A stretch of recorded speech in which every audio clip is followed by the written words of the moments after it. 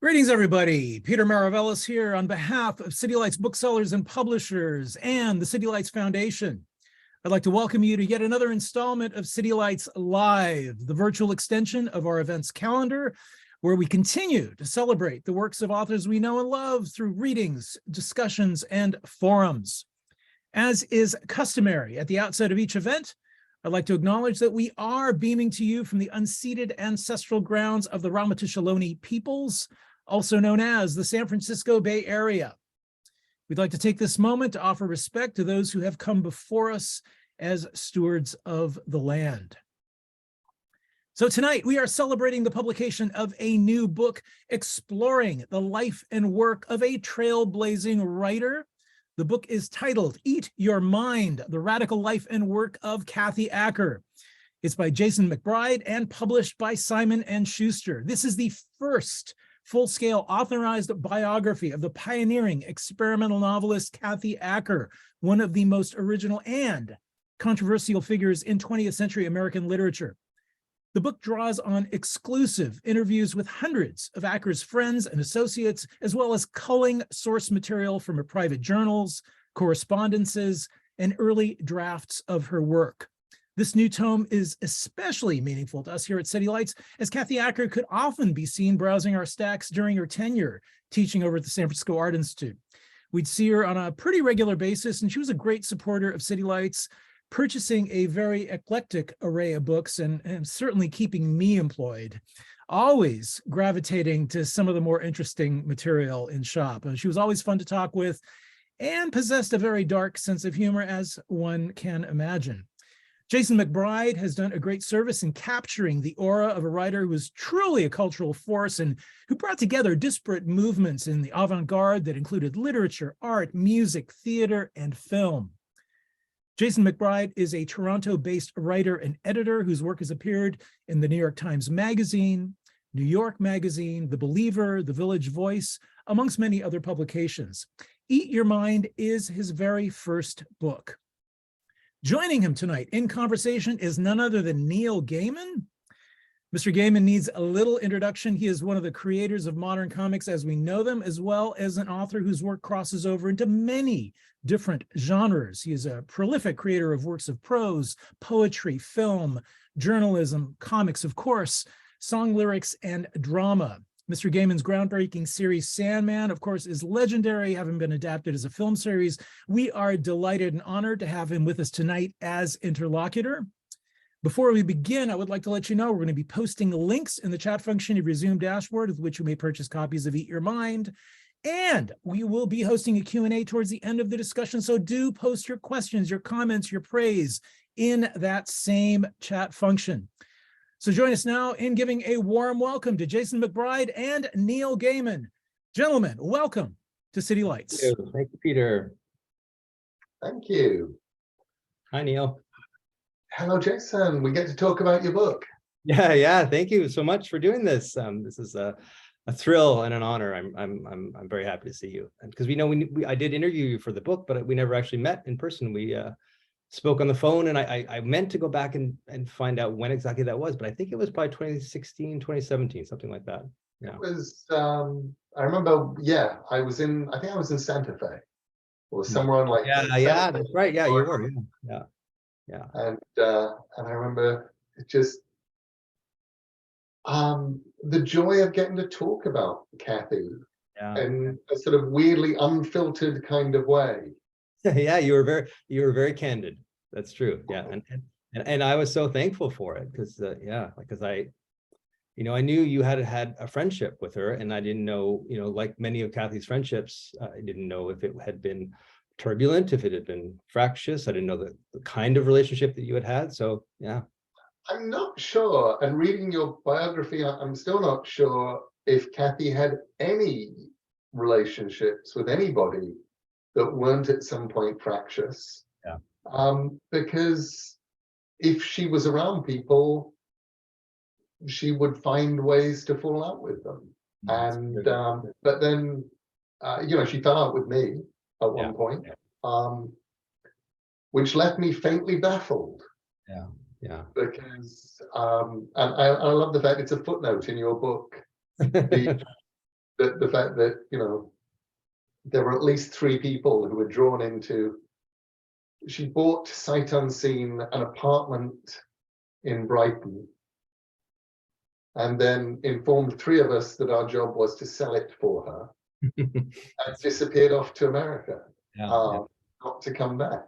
And I'm like, Kathy, I'm not selling your apartment. I have a life. Yeah.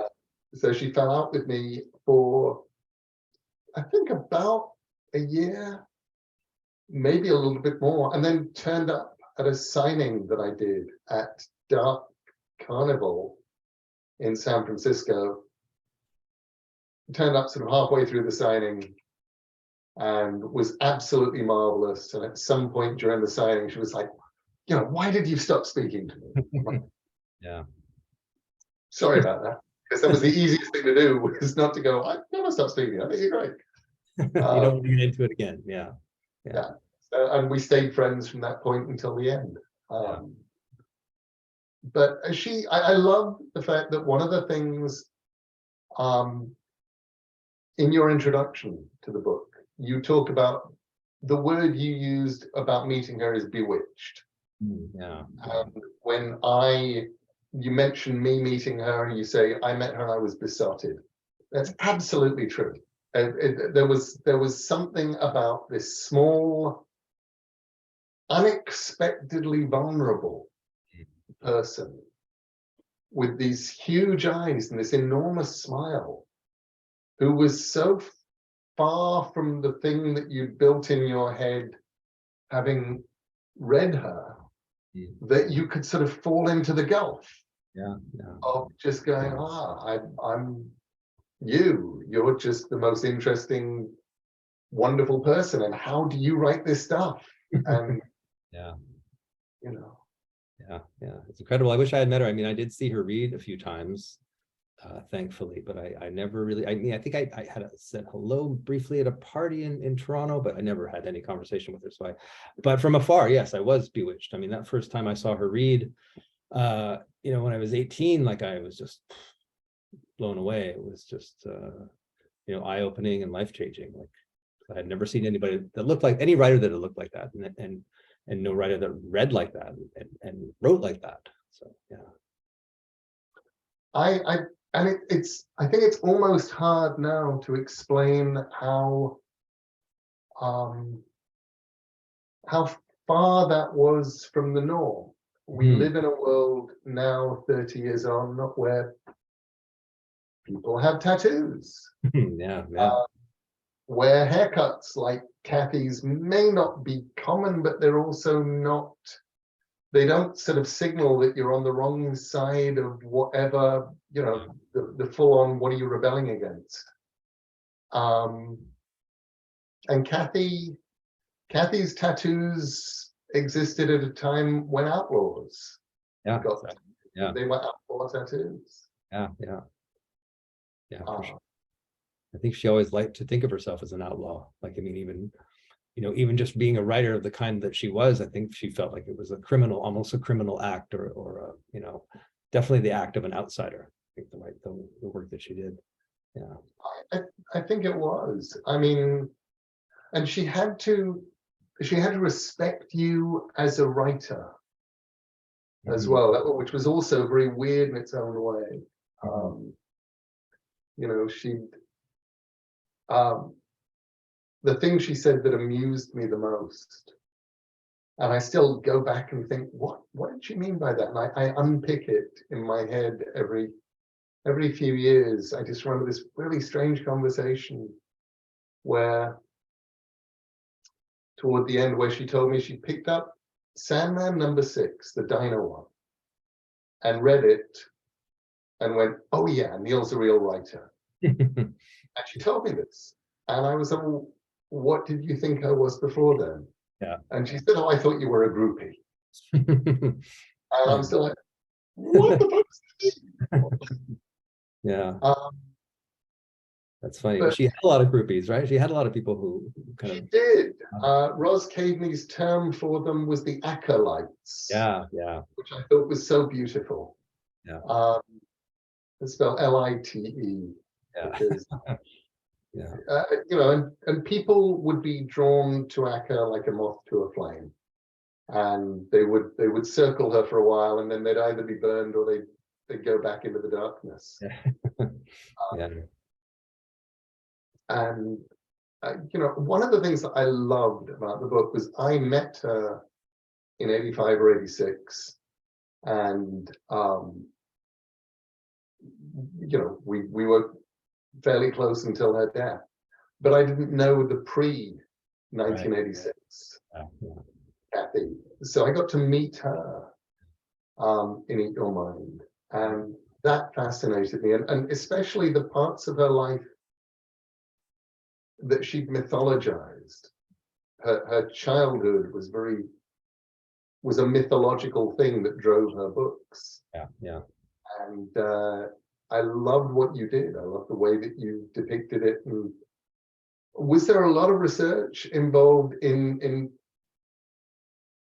finding I don't know if truth is quite the right word, let's say the facts behind the myths? Yeah, I mean, especially around the childhood, that was especially difficult because, as you know, like she has, I think maybe 2 living relatives now still alive, and when I began the book, there were no others, and trying to get, particularly around her childhood and around her family, trying to get at any kind of veracity was almost impossible, just because there's no evidence, there's no records, there's very little, there's no correspondence, or parents didn't keep any records, and so that, I mean, it was a frustration, a difficulty on my part trying to figure that stuff out, and I did the best that I could with what material there was.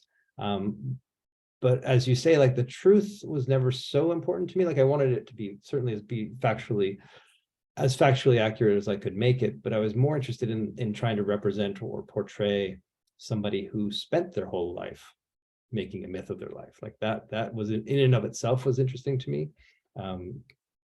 So that's kind of the. I love the thing that you do right in the beginning with the introduction, when you describe the experience of reading and listening to Kathy's work, because it's not like anything that anybody else has really done with prose. Yeah. And also, you don't, you get something very different from the prose on the page to what you get when she'd read it. Yeah, for sure. Love the fact that we have, the Pussy King of the Pirates album with the Mekons. Yeah. And there are some readings in there. And there's now several CDs of Kathy reading out there in the world. And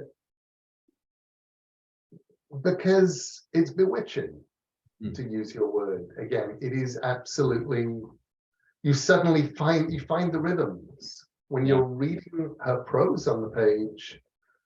You can watch what she does to sentences and to language, and it's as if somebody is attacking language with a scalpel or a tire iron. And then you hear her reading what she's done, and you discover these rhythms and beauties and the song, the tune of what she's created, and you go, oh my gosh, you really knew what you were doing there. Yeah, no, it's very true. Yeah, I sometimes mourn the fact that people who are picking up or discovering Kathy Acker for the first time are not going to get that experience, that live experience of hearing her perform her work.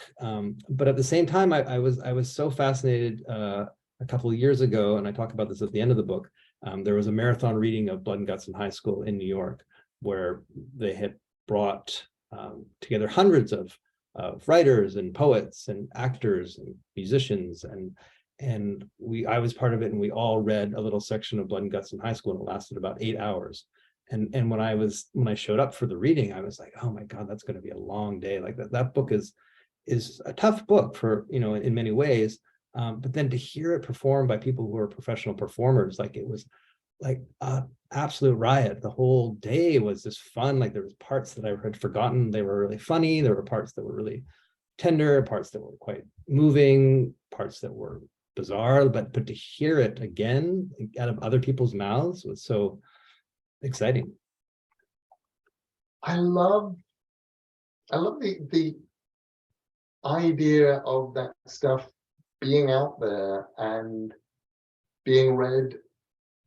For me, sometimes knowing the context of what Kathy was writing would become strangely important. And it happened a lot with the stuff she wrote after I knew her, where I'd read a page and I'd go, oh, that's just your diary from when you came home and saw so-and-so, because you called me the next day and you said, oh my God, I went on this date, and he said all this stuff about his employees. And now you've just transcribed that and put it into your book. And here's the highway code from the driving tests you were going to be doing in the UK. And why is that important to you? And it was all in there. Would you ever? It becomes something bigger. Yeah. What were you going to say? I was just going to ask if you ever discussed. I'm sure I asked you this question when I interviewed you, but did you talk about her writing with her ever? Like, I know you reviewed her writing, her books. I reviewed her, and she never sort of threatened me or told me I hadn't understood her. I thought that was good. Yeah.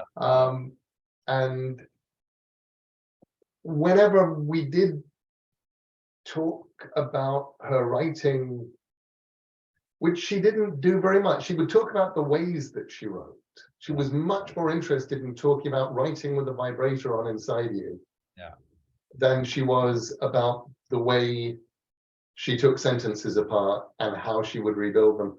But we'd have really long conversations, and normally phone conversations. She would reward herself for a day spent writing, and she would take the phone off the hook, because back in those days phones were on hooks. You would go straight into voicemail telling you that she was off writing.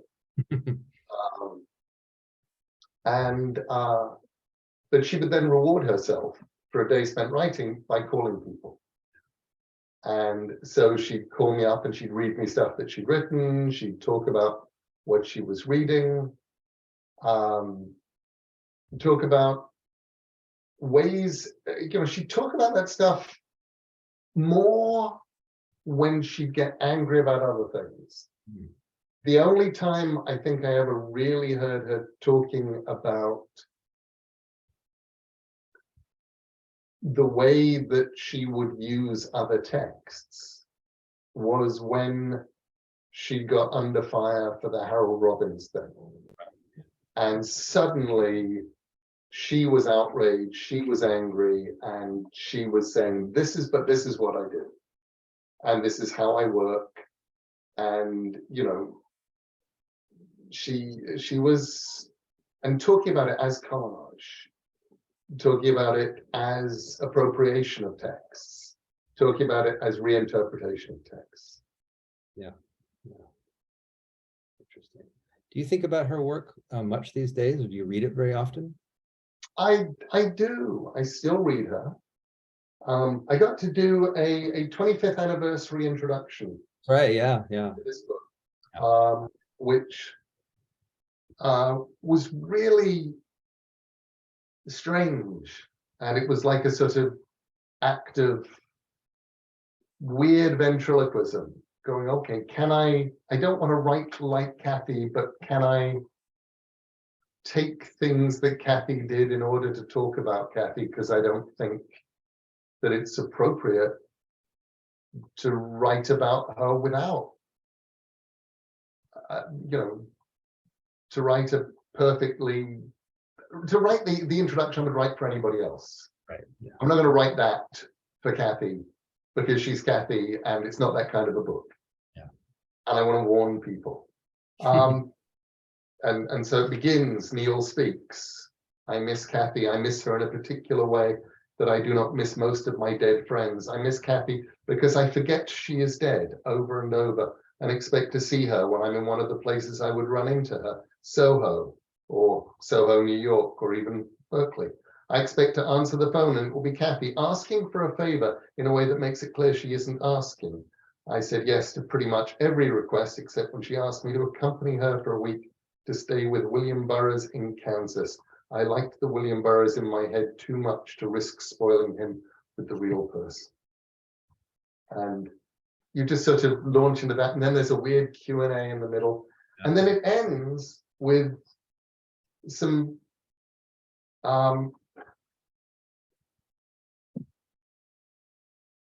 it ends, as the pirate silver sings, yo ho ho, and a bottle of rum, and all that's old has turned to scum, for this world's begun to burn.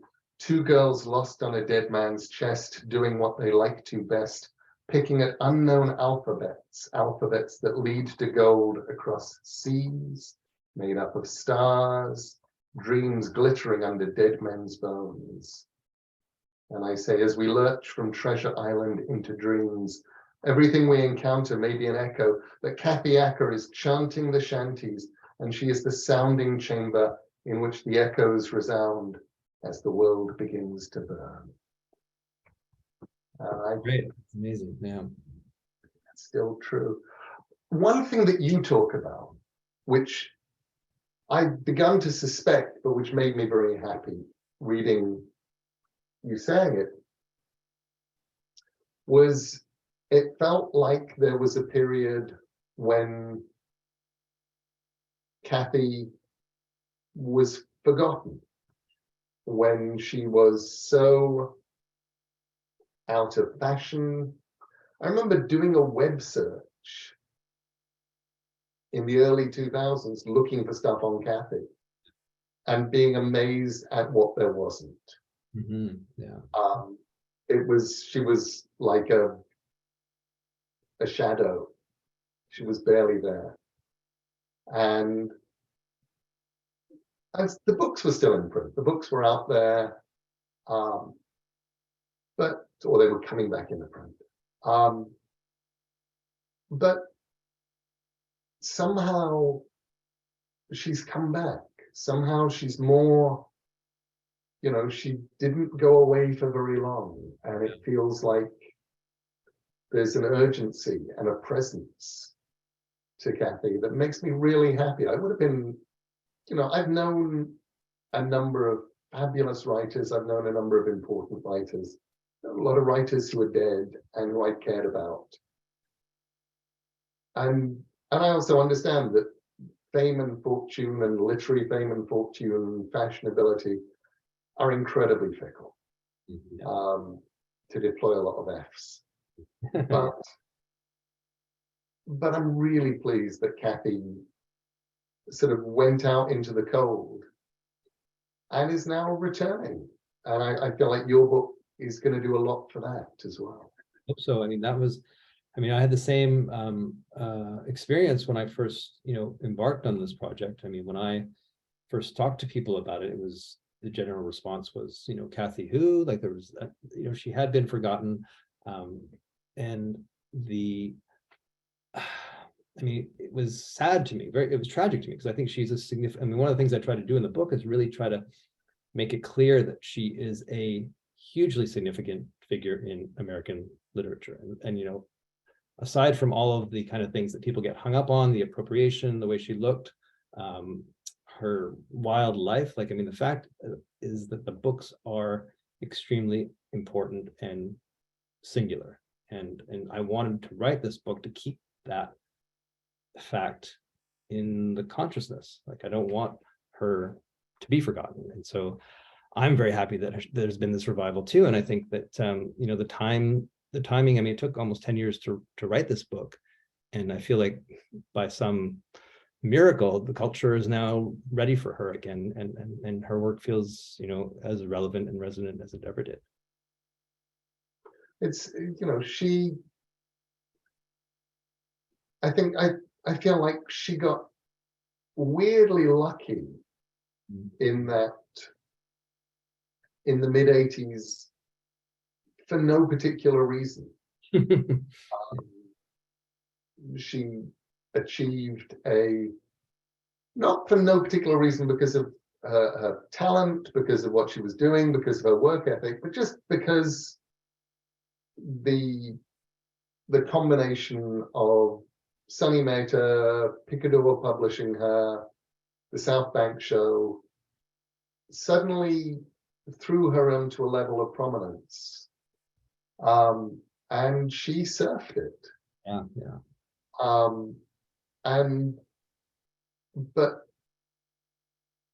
But she also was so magnificently bad at the business of being an author.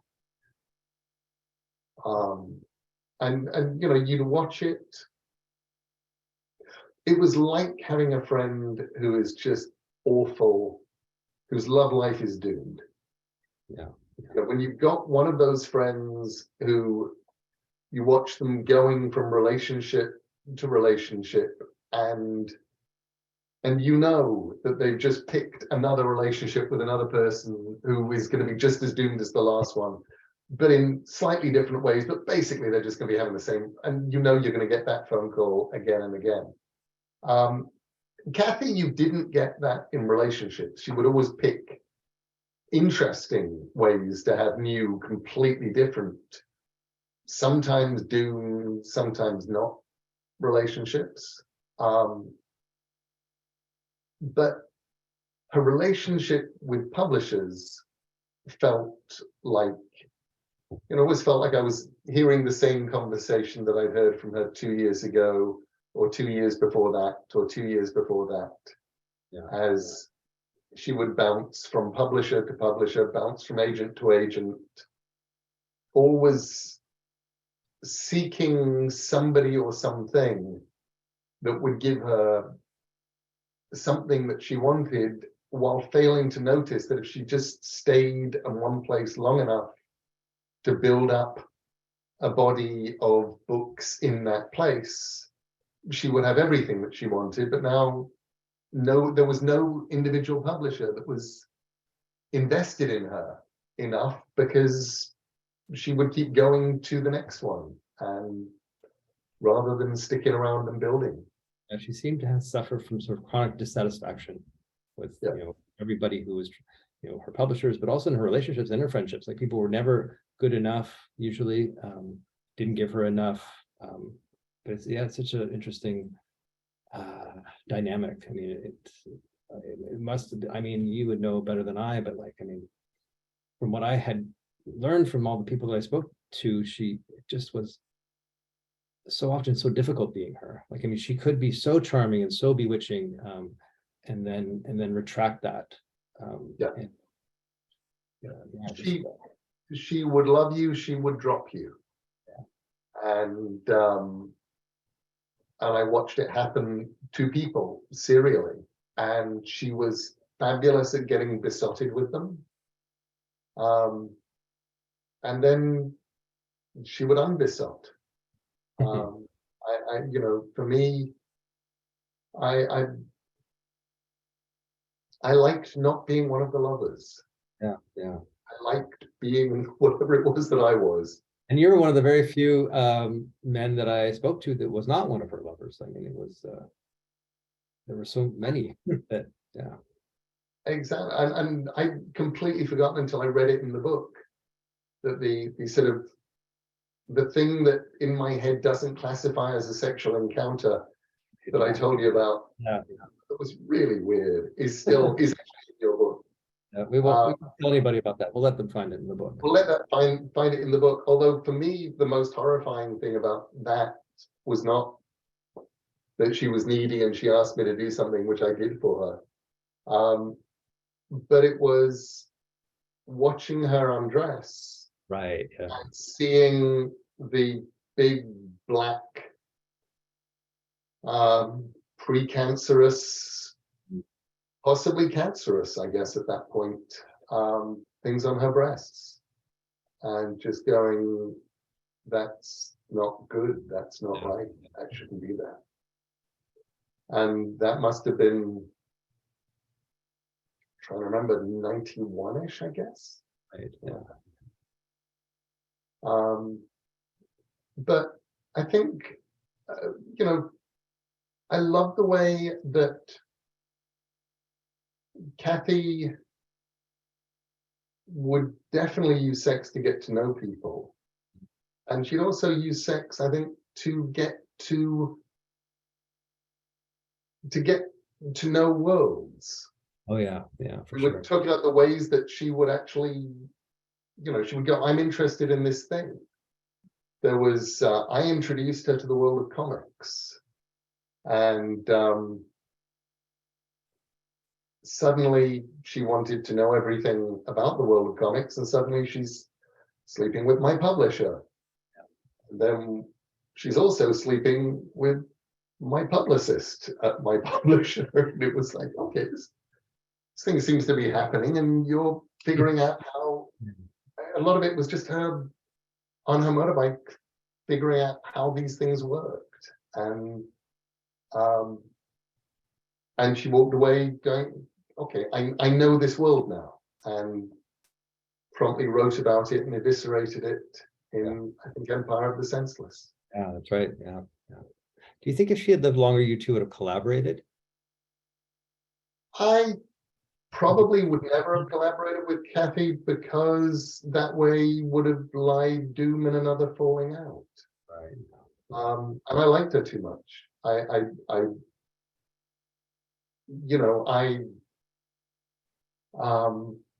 The last thing that we did together is I wound up as her, and I still don't know why. The trouble with Kathy is you'd be suddenly get a phone call or something, and now you're doing something for her. And for reasons that I can no longer remember the details of or explain, or possibly could have explained at the time, she was doing an article on the Spice Girls. Yeah. And she was in, I think, probably San Francisco, doing her article on the Spice Girls. For reasons that I cannot explain, was her intermediary in email between whichever British magazine had commissioned the Spice Girls article and Kathy, who, for reasons, again, that I cannot explain, could not email them the article, but was emailing drafts of the article to me, and then it was my job to forward them. That's so to strange. her. It was one of these glorious barking mad Kathy things. It's bizarre, because I do recall emails that she was sending at the time too about the Spice Girls interview, and so I don't know what would have happened. But anyway, yeah. But I have no idea, other than you will find in those emails a bunch sent to me, with my job being to forward it to her various editors and to communicate her editors to her and stuff. And what I love about that was it was just like, okay, I'm back in the madness. But I wouldn't ever have wanted to actually collaborate. I would have loved to have worked with her, but I wouldn't have wanted to collaborate with her. And I think I valued the strange place that I got to just too much for that. I liked being this. I was her junior beard when she was in London. Yeah. When Gary Pulsifer, her publisher, oh, not her publisher, but a publisher who was a friend of hers, was not available. Yeah. She would sometimes call on me to be her boyfriend. That's right. Yeah. I went to a strange dinner with a millionaire for her, and I wound up, I think the oddest one was having to be her boyfriend at a lunch with Julie Burchill and her then husband. Do touch on that briefly, I think, in this. Yeah. And it was just like, why am I doing this? But it was it was also incredibly funny. I mean, that was the fun of being around Kathy, was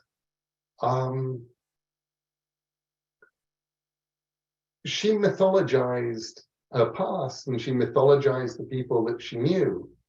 But while you were with her, you felt like you were part of that mythology. You were suddenly being drawn into madness that felt like a story. I remember one weird night, I was not a person who randomly stayed out all night having adventures.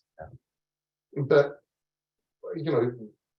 I remember one really glorious, peculiar evening where Kathy and I, both of us broke, both of us just wandering together from place to place as places closed.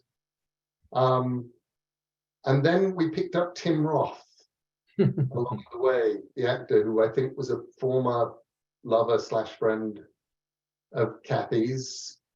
And he got us into fancy places. And suddenly we're in fancy VIP world. And I was just like, this is so weird. This doesn't happen to me. I am this boring little English journalist who wants to write comics. And now I'm being swept along into peculiar mythological worlds. And everything feels like I'm in a William Burroughs novel or something. And I'm enjoying the hell out of it. Yeah. And she liked being a VIP, didn't she? Like she liked to... She was very good at being a VIP too. And she was good at dropping into places and then deciding she was bored and dropping out of places. It was odd for me. There was a moment in your book where you talk about her turning up to the William Burroughs event in London. I forget whether it was, I was going to say it was the ICA, but it wasn't. It was some big gallery where his paintings he'd been shooting at. Yeah. Were on display. And I remember she took me with her to that and dropped in as Kathy, and then just decided that it was boring and we all had to leave again. Yeah. Whoever she was dragging with her in her wake. And I'm like, but that's William Burroughs, and he's talking to J.G. Ballard, and this is so cool. And okay, no, we're off. Okay, Chinese restaurant, here we come. Yeah, amazing. Wow, it's interesting too. When I talk to people now who knew her, and not to bring things down, but that there is still, like, I mean, you talk about her, how bewitching she was at first, but her effect on people, I mean, it's so enduring. Like, I mean, the people that I speak to now, I saw a couple of them the other night for an event here, and so many people feel like the loss is still so profound for them. Like they're still haunted by her. They still many people feel like they failed her in some way, that they didn't save her. They didn't do enough for her. Like that she really, really commanded so much. I mean, both good and bad. I remember being so happy when she and Charles Shaar Murray got together. Yeah. I remember being so shocked when she called me and told me about basically getting a mastectomy as an outpatient because she couldn't afford to stay in and recover. Yeah. And that at that moment she decided she was done with Western medicine. And then I remember, seeing her soon after in London looking very frail. And but with fabulous leopard skin haircut and wearing a fake leopard skin coat that matched the hair and just looking magnificent, but telling me this weird story about how she was sick because she dropped her water bottle into the canal and she'd made the mistake of getting her water bottle out and drinking canal water, and that was why she was sick all the time. And I remember listening to that and just thinking, I love you, you have cancer, and you're going down another path. And And then, you know, we spoke a few times, and she kept telling me she was fine. And I believed her. And then I got a phone call saying, or an email saying, you need to talk to Kathy, she's dying. And I sent a message to my friends in the UK saying, got to talk to Kathy, she's dying. And half of them sent back messages saying, no, she's fine, we checked with her. And I called her, Alan Moore called her. And it was, and she was 50. For fuck's sake, she was 50.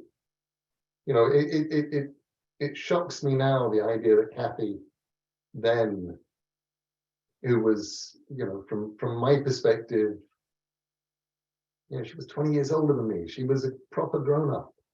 And I'm now 10 years older than she was. That shouldn't have happened. She ought to be now in her 70s, being lionized. Yeah. She ought to be the Margaret Atwood of the punk fringe. She ought to be the one that all of these writer kids would be clustering around and rediscovering, and she'd be laughing and she'd be reveling in it, and she'd be off doing weird shit and writing books like nobody else was writing. She shouldn't have died. I mean, it's the that for me is the awful frustration, and it is why I still miss her. And I miss her in a way that I don't miss other friends who died for whatever reason. It's like Kathy died because she wasn't taking care of herself, and she died because she made some bad choices, and she was too good to have gone like that. And I mean, she did, I mean, with those 50 years, she did lead such a rich and full life. I mean, she really lived her life as hard and as fully as she could. Like, so, I mean, I'm grateful for that. I love the fact that she both lived her life as fully as she could, and that she worked. Yeah. Like a dog. She had a work ethic that put most writers I know to shame. And that I love the fact she did both. She was out there living life and enjoying it. She was not an ivory tower person. She loved the thing about teaching in San Francisco because she was learning so much from her students. Yeah, exactly. Yeah. You know, and she would call me up and say, I'm learning this from them, I'm learning that from them. And she, you know, it felt like she was rediscovering who the kids today were, which is one reason why I'm pissed off that she's dead, because I think she'd love the kids now. And I think in some ways she wrote the kids now. Yeah, for sure. It's probably about time. We've been talking for 45 minutes. It's about time for Peter to appear mysteriously and start. Indeed. And we do have questions galore. Let's see. Lisa asks, how did Acker actually start writing? Did she write poetry or essay type things, or something else?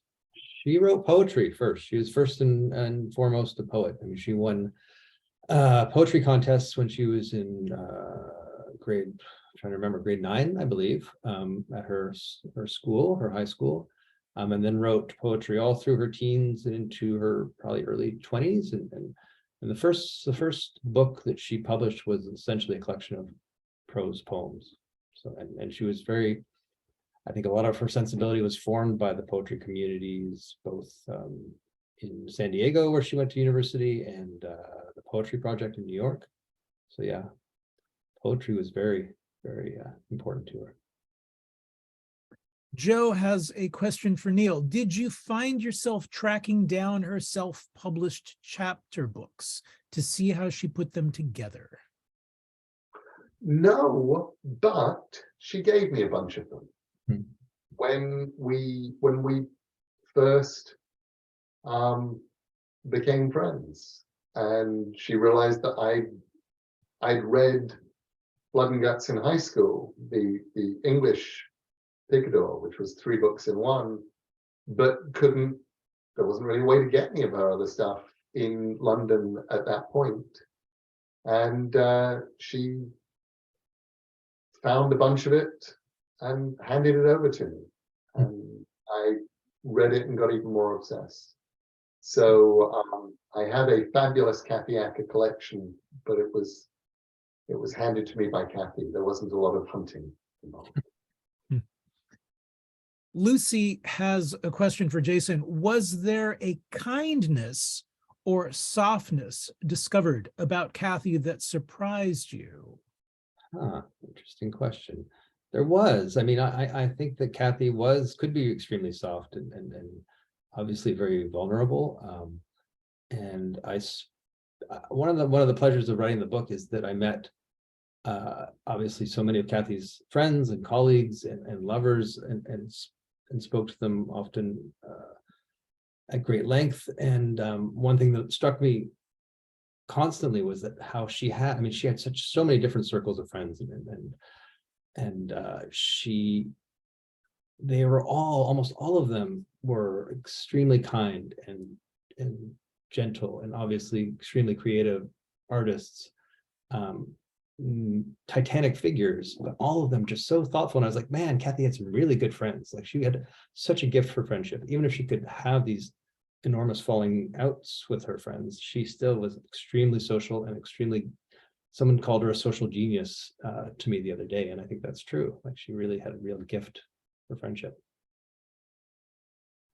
So Astrid asks of Mr. Gaiman, are there some things about her writing that you would like to include into your stories? I love the way that Kathy would take the materials of autobiography and then do something else with them.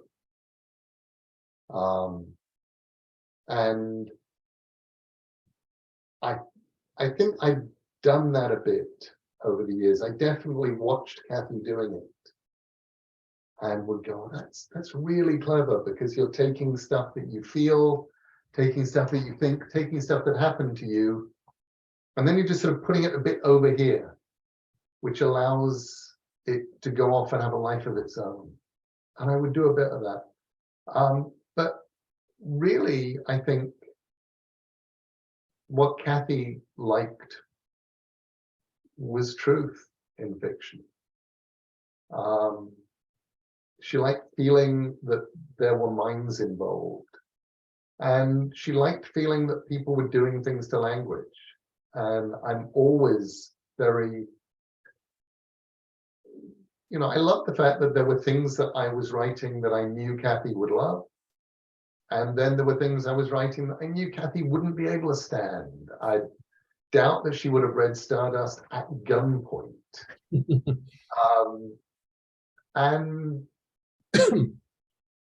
And it didn't matter. I mean, what I'd learned from Kathy was her willingness to deform the language, to use the language like a poet, to unpick sentences, to use really simple words and really simple sentences and make them somehow explosive and powerful. And that, I think, for me, probably was the biggest thing that I learned, but I'm still learning. Whenever I reread her stuff, I watch her do it, and it's always like some kind of peculiar miracle. There's a faux naivety to Kathy's stuff, and it is a faux naivety. There is no naivety at all. She knew exactly what she was doing, and she was building it with craft. But part of the craft was make it look like there was no craft. Part of the art was making it look like she just got up and written the stuff down and it's train of thought from somebody's journal. But it isn't. It's, I mean, Jason, you've been reading her drafts of things. Yeah. And I while I have never read her drafts except for that ill-fated Spice Girls article, I'm very aware that the novels were not just dashed off. These things were, there was intricate construction. There was a lot of work involved. Her notebooks, I mean, anyone can go visit her notebooks at her archives at NYU or at Duke, and you can see there's notebook after notebook after notebook where, and all handwritten, of course, and where, she'll scratch out a whole page and then rewrite it, and you can see there's just very minute changes to each of those sentences, and then another page, and it's again the same. It's she labored over them like extensively. Yeah. I think this next question is probably directed at both of you. Adele asks, does anyone write like Kathy today? That is a hard question to answer. I'd say that there are writers who do have absorbed lots of Kathy's lessons. Writers as diverse as Derek McCormick, whose most recent novel, Castle Faggot, I would say is as original and provocative as anything Kathy wrote. Writers like Kate Gabriel, autofictional writers that we talk about right now a lot, like Sheila Heti, I think are heavily influenced by Kathy.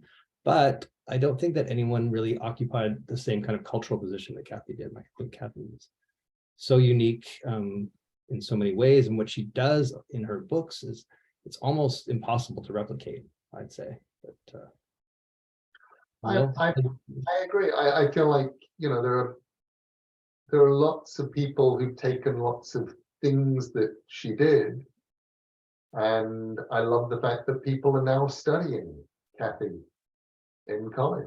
You go to university, you can read Kathy Acker. I think that's marvelous. And I think, it's going to give us some really interesting writers 10, 15 years from now as well. But in terms of who she was and what she was doing, there's nobody like her. In the same way that there isn't a William Burroughs out there right now. In the same way that there isn't a J.G. Ballard. That's fine. These are people who were in very specific places in the art world. And Kathy, I think, was also unique amongst them for being a woman. And being a woman who knew that at that time she was a woman in a man's world, surrounded by men who were doing this thing, and in order to do the thing that they were doing, she had to outman them, which I think was hair and tattoos and motorbikes and sex, and was all part of it.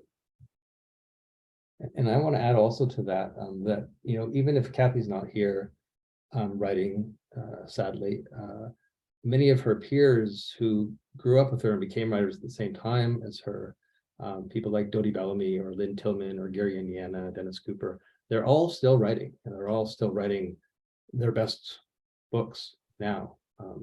And it's something to, I think, remember. I think we have time for maybe a couple more questions. Michael asks for Jason, did you interview women when you were working on the book? If so, who were they and what did they have to say? That's a big question. Yeah, of course, I interviewed many women. People like Eleanor Anton, Kathy's sister, Wendy Bowers, her cousin, Pouquet, Carolee Schneemann, Amy Scholder, Avital Ronell. Like, there's dozens and dozens of women, and I don't know if I could sum up what they all said. They all said so many different, unique, and interesting things. So I'm afraid you'll have to read the book to find out. And then Tammy asks of Jason, as a biographer, how did you navigate all the different stories about Kathy Acker, the ones she wrote, the ones she told, the ones that everyone shared with you, to find the Kathy Acker you believe is the authentic Kathy Acker? I don't know if I ever found the authentic Kathy Acker. I definitely found a lot of Kathy Ackers. But yeah, navigating all that was hugely tricky, and you know, why it took so long to write the book. I mean, because you know, we had an event a couple nights ago here in New York, and the audience, there was about half a dozen people who I had interviewed in the audience, and so as I was talking, you know, I'd occasionally defer to somebody in the audience about a fact, and then those people then started to chime in and started telling stories, and somebody in this side of the audience would tell a story, and then somebody else who knew Kathy in a different era would shake their heads like, no, that's not true. Like there's just like so the contradictions, you know, abound. There's so there's really no way of getting one Kathy Acker. I don't think you can get one Neil Gaiman, or you know, we all have multiple selves, and Kathy. What I loved a moment in your book where I told a Kathy anecdote, and which was her grumbling about that at one point in about 1990 or 91. I think that her sex life consisted, maybe as early as 1989, her sex life consisted of giving, she was in the same apartment block as Richard Hell, it consisted of giving him blowjobs, and she hated it. And you interviewed Richard Hell, who said, no, that never happened. Right. What I love about that is not, did it happen or not? What I love is the fact that there is a version, you know, all we know is that that was the story that Kathy told me for whatever reason that night. Yeah. That's the most that you can ever know about Kathy and Kathy's stories. Because there was the self-mythology and it's not necessarily, you know, it's not that she was a liar, but she would certainly create the thing that was, and tell you the thing that was the best story for the moment. Yeah. And that was a great story, whether or not it was true. It's funny, Richard Hell's retelling, and he talks about their brief affair in his memoir, and in his memoir he just talks about them having anal sex. So he was like, yeah, there were no blowjobs, it was just anal sex. Just, I want that to be clear. I want that on the record. Yeah. I love that, and I love the fact that there is no, you know, the strangest thing about being a biographer, at least if you're a writer of fiction like I am, I don't have to worry about finding an objective truth. But trying to write a biography of somebody like Kathy, you're doomed. You're stuck in a mirror maze with no clear exit and an awful lot of reflections, never being quite sure what cast the original reflection. Sure. I mean, it is. I mean, I tried to be as factual and as accurate as I could be, while still knowing, I mean, by the time I finished, like I knew that there's a certain element of fiction in any biography and in any history, that there has to be. I mean, it's just no way of, there's no truth. Well, we find ourselves at the top of the hour. I would like to give each of you a chance to maybe leave us with some parting thoughts. Maybe start with you, Mr. Gaiman. I'm thrilled that Kathy is becoming unforgotten. And I love that Eat Your Mind is out there. I love that Jason has done such a fabulous job. Because I think it puts somebody who I loved as a person and respected, was awed by as a creator, into context. And I think it gives her the context that she needs, which I just think is going to make life an awful lot easier for people in the future talking about her and looking at what she's done. So I'm thrilled that Jason has given us the book and given us a way of keeping Kathy present. I'm grateful to hear you say that. Thank you so much, Neil. It's really, I'm very thankful that you made the time to do this and talk with us, and that you continue to talk about Kathy as well. Like, I mean, I think she would be over the moon to hear, I think, all of us talking about her this way. Yeah, I don't have any other real words to add to that, Peter, except to thank all the people that joined us as well. And I hope they all buy a copy of the book from City Lights. Yeah. Well, I think you've both succeeded in proving by far what a fascinating and compelling character Kathy was. So Jason, congratulations really on a wonderful achievement. And I think truly doing justice, I think, to somebody who's really very misunderstood, but yet such a brilliant figure. And Mr. Gaiman, thank you for doing the honors. Much gratitude to you both. Also want to thank everyone from around the world in joining us. As always, you help complete the circle. I'd like to remind everyone we have posted links in the chat with which you may purchase copies of Eat Your Mind. City Lights also carries a full selection of books by Kathy Acker. We're doing what we can to keep her work alive. We've also posted links to our website where you can peruse her titles. And better yet, if you're in the hood, come on down, browse our stacks. We're located in San Francisco's historic North Beach district.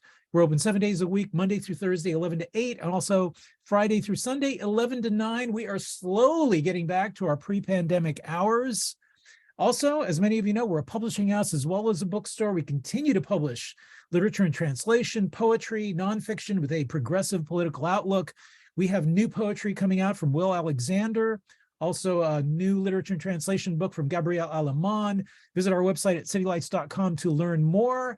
As always, tonight's event has been made possible by support from the City Lights Foundation, continuing the legacy of our founder, the late Lawrence Ferlinghetti, through public events like this one, our publishing program, and educational outreach, all dedicated to sustaining a vibrant community of readers, writers, and independent thinkers. So take care, everyone. Best for the season to you all. We hope to see you all again soon. Thank you, Peter. Thank you, Neil. Thank you, Jason. Take care. Bye-bye, everybody. Everybody.